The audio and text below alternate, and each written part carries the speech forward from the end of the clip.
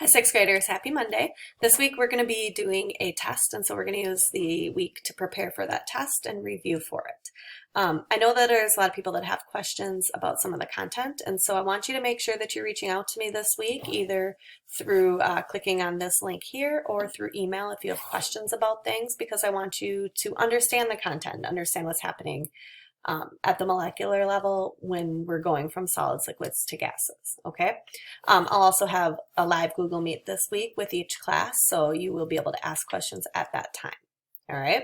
And if for some reason this link is not working, please email me, because some people have told me it works, other people said it doesn't work, and so I'm not sure if sometimes it's working and sometimes it's not or whatever. So email me and I'll get you in so you can chat with me. Okay. So this week, today you're going to start out with watching the video of the directions, which you're doing right now, so nice work. The next thing is going to be the study guide. This study guide does not need to be turned in to me. You don't need to share it with me. I don't need to see it, okay? The study guide is for you to prepare for your test, and also you can use your study guide on the test. So it's a good resource to make sure that it is complete and to make sure that you have the correct answers. So what you do is you click on the study guide here. You can either make a copy, so go to File, Make a Copy, and then you can type right on it, or you can print it out if you prefer to do it that way. I'm going to post the key on Wednesday, probably Wednesday afternoon, so that you can check your answers, see if you're right, and correct your work. Excuse me. So looking at the study guide, right here, the study guide is divided into 3 parts. The test is on 3 different sections, sections 1.4, 1.5, and 1.6. So 1.4 was about pure substances and mixtures, and I do have links on here so that you can access some different things. So I have a slideshow here, the filled in notes, and then also the link to the online textbook pages, or you can use your actual textbook too. Make sure if you're using the online textbook, you log into Think Central from Rapid Identity and keep that tab open, and then this link will work for you. So on this first part, you are just looking at some vocabulary, so putting the words in the correct slots. This is not a drag or drop. You can copy and paste it or just type them in the correct box there. And then there's a couple of other questions. Part 2 is 1.5, States of Matter. So this is about solids, liquids, and gases. Again, I have a slideshow here linked for you, some filled in notes, and then the online textbook. So you are going to be filling in this chart about the different states of matter.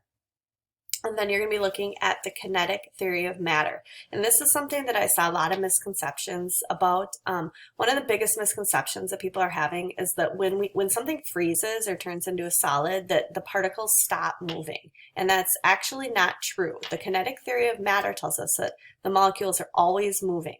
So when something freezes or gets really cold or turns into a solid, the particles slow down and they get closer together, but they're still kind of vibrating in place.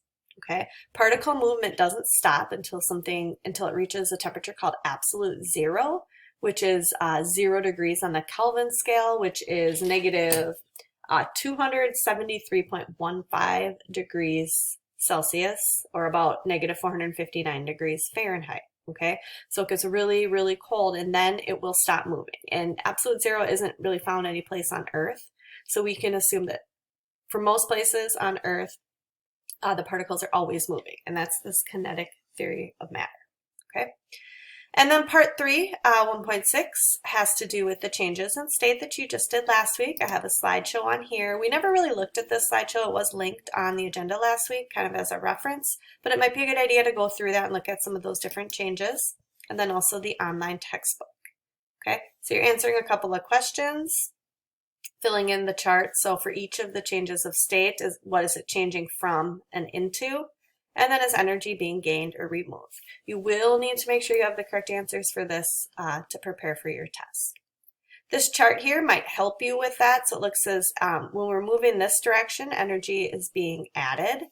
So when we go from a solid to a liquid, liquid to gas, and then when we move this direction, energy is being removed. So a gas to a liquid, and the liquid back to a solid, okay? And then there's just a few more questions. So that is the study guide. You're going to take kind of a bulk of the week to do that. I'd say start that today, so Monday, Tuesday, even finish it on Wednesday, that's fine. And then correct your study guide Wednesday, later in the day once I post it. And then Wednesday into Thursday is kind of review study days. So I have a couple different Kahoots on here. It's actually the same Kahoot, two different links to the same Kahoot. The reason I had to do that is because when you have it in an independent Kahoot, so it's not like a whole class one, there's only a certain number of students that can play it. So I just made a copy and put it on there again so that hopefully everyone, one of the two links will work for you. If you want to do it more or you click on them and it's not on there, just email me and I can make a copy and add it on there again a third time. Okay. You also are going to want to review your quick checks and look at how you did on 1.4, 1.5, and 1.6, particularly looking at the ones that you got incorrect and seeing if you can figure out why they were incorrect. And then there's also a Quizlet that you can do as many times as you would like. I'd suggest doing the learn mode so that you learn those terms and stuff if you haven't done that yet. Thursday, I'll do a Google Live Meet. I'll send out email invitations. Probably Wednesday I'll send those out, maybe Tuesday. So check your email and you should get an invitation from me. If you accept the invitation or say yes that you're attending, it will also go onto your calendar. And then on your calendar, you can set a reminder so you get a little ding like 10 minutes before on your Chromebook. I know sometimes you're done working for the day, you put your Chromebook away and kind of forget about it. But that's a way to help you remember.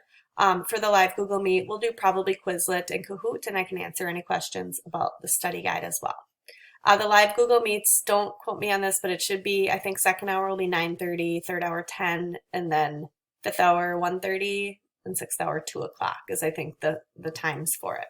But check your email, and then to get into the Google Meet, just go back to your email, click on that link, or if you accepted it, it'll be on your calendar, and so you can go into your calendar and click on it that way. And then Friday, I'll open up the test at 9 a.m. and I would like you to complete your test on Friday. You can use your completed study guide, you can use your textbook, you can use any notes that you have. I'm going to ask that you don't use the internet, you don't do Google searches for answers to the questions. All right, the test is timed in the sense that you have 2 hours to do it, and that's just to eliminate you opening it up and then forgetting about it until Monday. Okay, so it will submit it after 2 hours. If you feel like you need more time than 2 hours, just let me know as you're working on it. Okay, so that's it for this week. Please, please, please ask questions if you're unsure of something or you don't understand something. I'm more than happy to explain it. I can also use the live Google Meet to answer any questions that you have about the content. Okay, all right, have a good week.